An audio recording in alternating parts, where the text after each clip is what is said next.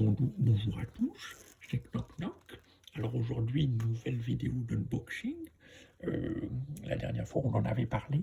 On voulait un nouveau serre-livre. Ah ben, on l'a trouvé. Alors je vais faire un rapide explication, parce que j'ai un peu comme l'autre, hein, vous vous en souvenez. On va ressortir la boîte. Comment il s'appelait? C'était l'ultramarin Reboot, Reboot Williman, sauf que cette fois-ci c'est pas sur Reboot, hein, maintenant on s'en fout, enfin il fait toujours un bon livre, hein, mais maintenant c'est sur le Primark Lyon L. Jonzon. Alors j'ai regardé en anglais, ça dirait Johnson, bon, ok. Alors c'est pas pareil que la même boîte, vous allez me dire pourquoi. Bah écoutez, regardez bien, hein, regardez, la boîte ne fait pas la même taille, hein. Déjà c'est pas pareil.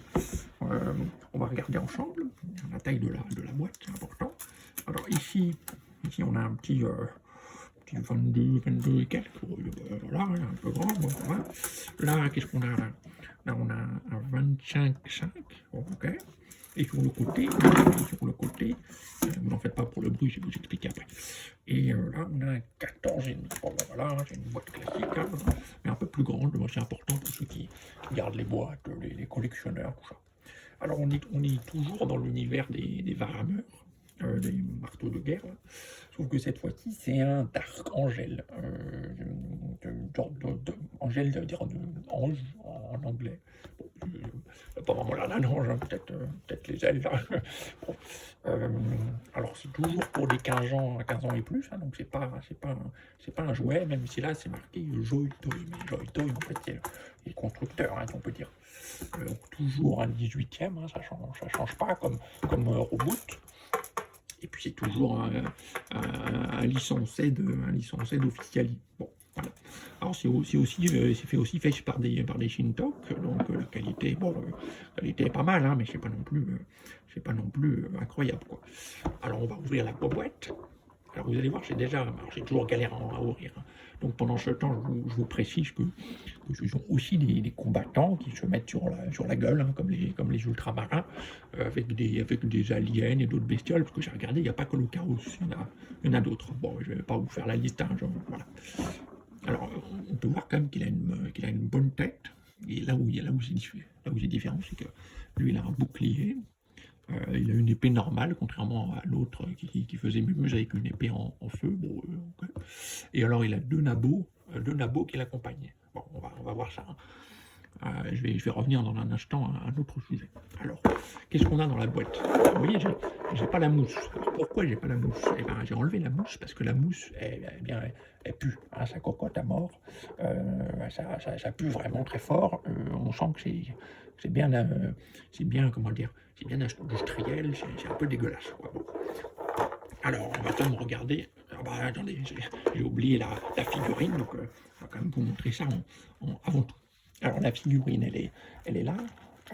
Voilà la bête. Donc, elle Johnson. Alors, bah, j'ai perdu le truc. Alors, ça, c'est son jetpack, hein, comme l'autre. À noter que le jetpack est un peu amovible. Bon, c'est peut-être pour ça qu'on dit qu'il y a un ange. Alors là, il a son nom, hein, comme l'autre Zozo. Voilà le bouclier. Alors attention, parce qu'il ne tient pas très bien le bouclier. Bon. Après, on peut l'enlever, hein. Moi, encore une fois, c'est un serre-livre, hein, donc je l'ai mis comme ça, mais pas forcément nécessaire. Là, il a une main pour mettre quelque chose dedans. Donc le quelque chose, c'est l'épée, on va voir ça après. Puis là, il a sa tête. Hein, tête classique, il en a plusieurs, je vais vous montrer. Moi j'ai mis la tête avec une capuche, vous voyez, une tête un peu une tête de Père Noël, c'est rigolo. Voilà, et puis il est assez grand, hein, il est plus grand que l'ultramarin. Je vais le mettre à côté, vous allez voir. C'est pas la même carrure, hein, il est un peu plus gros, pas beaucoup, mais un peu plus gros. Bon, c'est pour ça que la boîte fait pas la même taille aussi peut-être. Alors qu'est-ce qu'on peut dire? Bah, il a une bonne tête, hein, on l'a déjà dit. Mais alors, on va revenir à ce qu'il y a dans la boîte, parce que c'est ça qui nous intéresse. Hein, donc voilà. Alors, dans la boîte, qu'est-ce qu'il y a? Alors, dans la boîte, c'est comme d'habitude, hein, il y a tout un tas de petites mains un peu nulles, là. Bon. Donc, il a une autre tête, enfin, il a plusieurs autres têtes. Il a une tête avec un cache, vous voyez, un petit cache, que voilà, bon, pas mal, hein, pas forcément intéressant pour nous. Il a une autre tête de Père Noël, mais cette fois-ci avec un chignon, ok, bon, pas une gonzesse non plus, hein. ça on jette. Et il a une tête un peu bizarre, je l'ai pas mise, hein, parce que je l'ai trouvé bizarre. Il a une tête, vous voyez, avec des ailes. C'est peut-être pour ça aussi qu'on l'appelle Angèle, vous voyez, Angèle, ça veut dire ange, hein, je l'ai déjà dit. Bon. Et alors, on vient aux choses intéressantes. Donc les deux nabots, alors vous voyez, les nabots, ils n'ont pas de visage, les nabots. Ils sont un peu durs. Et puis ils portent des choses. Alors lui, il porte une sorte de truc comme ça. Alors c'est un peu mouche qu'il porte, hein, vous voyez. C'est rigolo. Bon, on dirait un peu des moines, mais bon, on va pas. Ouais, bon, voilà. Et donc il y en a un second. Voilà. Et alors le second, il sert à porter l'épée. Parce que l'autre, il a un truc, voilà. Et donc, on va laisser tomber l'autre, là. Si on y arrive. Allez, lâche ça, petit bâtard. Voilà. Alors, maintenant on peut poser la boîte. Alors, vous voyez, c'est une épée, donc c'est le fourreau de l'épée. Et l'autre, il l'a pas, parce qu'avec l'épée en feu, ça cramerait le fourreau. Hein. Donc, c'est un peu mou. Et la fameuse épée. Donc, l'épée est pas mal, hein, regardez ça. Oh, c'est pas mal, hein, c'est pas mal. Bon, ça pique pas non plus, hein, ça tranche rien du tout.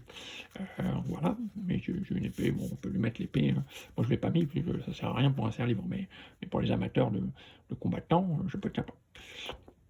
Donc on en revient au bonhomme, c'est important de dire qu'il est un peu flexible au niveau de ses affaires. Vous voyez, il a une cape un peu pour se la péter, sûrement. Bon, il a un petit flingue, on peut pas l'utiliser, hein, là. Qu'est-ce qu'on peut dire d'autre? Vous voyez, c'est mou tout ça. Et alors je soupçonne que ce soit ça qui fasse que ça pue le truc. Hein. Vraiment, ça cocotte à mort. Bon, il faut le savoir, c'est quand même important. Donc à part ça, qu'est-ce qu'on peut dire? Pas grand-chose, hein, les petits amis. On en fait vite le tour. Comme l'autre, il peut avoir des positions athlétiques et tout, et faire un grueux. Ah, vous voyez, ça c'est défait là, le bouclier.